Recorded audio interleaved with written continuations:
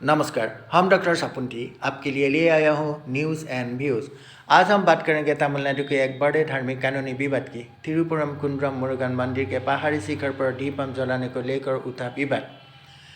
Madras high court के आदेश, सरकार की प्रतिक्रिया और विपक्ष द्वारा लगाई गई एंटी हिंदू एपिसमेंट के आरोप। आखिर सच्चाई क्या है, आइए पूरा मामला सरल भाषा में समझते हैं। मद्रास हाईकोर्ट ने आदेश दिया कि काटे गए दीपम पर्व पर पहाड़ी की चोटी पर स्थित स्तंभ पर पारंपरिक दीप जलाया जा सकता है।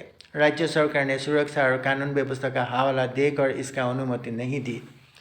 माहौल गर्म हुआ, प्रदर्शन हुए। विपक्ष ने कहा कि सरकार हिंदू परंपराओं को रोक रही है। सरकार ने इस आदेश को सुप्रीम कोर्ट में भी चुनौती दे दी है। तिरुपुरम कुंड्रम मदुरै का प्राचीन मुरुगन मंदिर है। यहाँ काटे गए दीपम को लेकर सदियों से एक परंपरा मनाई जाती है। पहाड़ की चोटी पर दीप जलाई जाती है, लेकिन वर्षों में यह विवाद पैदा हुआ क्यों?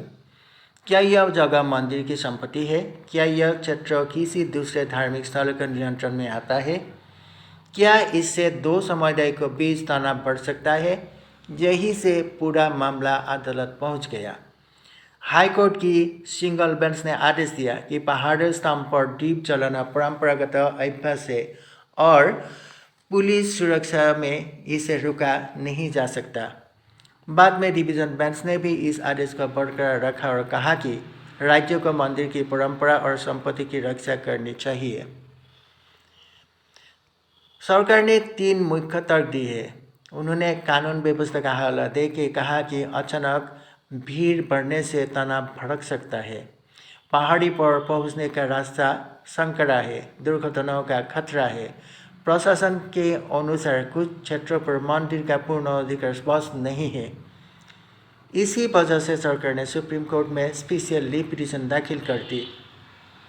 विपक्ष, खासकर बीजेपी ने सरकार पर आरोप लगाया कि यह कदम हिंदू परंपरा पर रुक रहा है। सरकार माइनॉरिटी अपीसमेंट कर रही है। कोर्ट के साफ आदेश के बाद भी दीप जला में रोका लगाया गया है।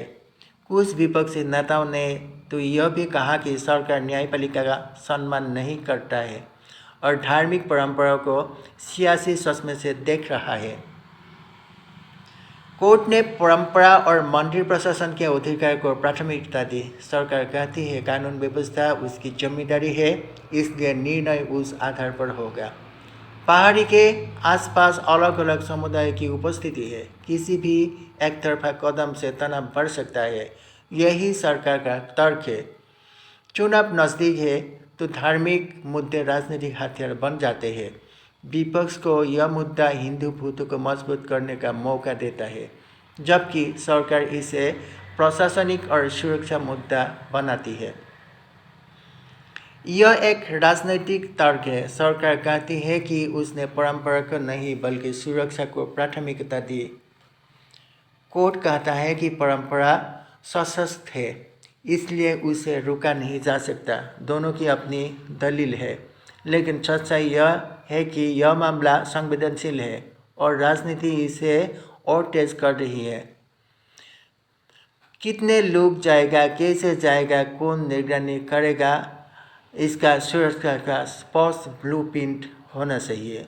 स्थानीय समुदाय की मीटिंग करके दोनों पक्षों के धार्मिक नेताओं के संवाद बैठक करना जरूरी है।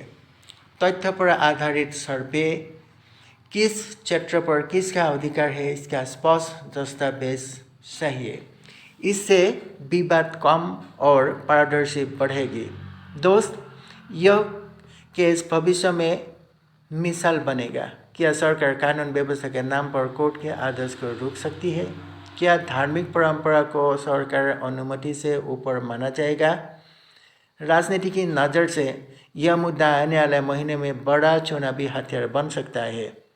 अब सबकी नज़र सुप्रीम कोर्ट के फैसला पर होगी।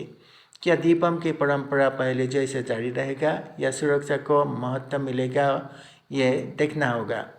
अगर आपको यह विश्लेषण पसंद आया तो लाइक, शेयर और सब्सक्राइब करना ना भूलें। कमेंट में बताइए आपके नज़र में कौन सही है, कोर्ट, सरकार या दोनों की कुछ मजबूरियां है। आज के लिए इतना ही है। धन्यवाद।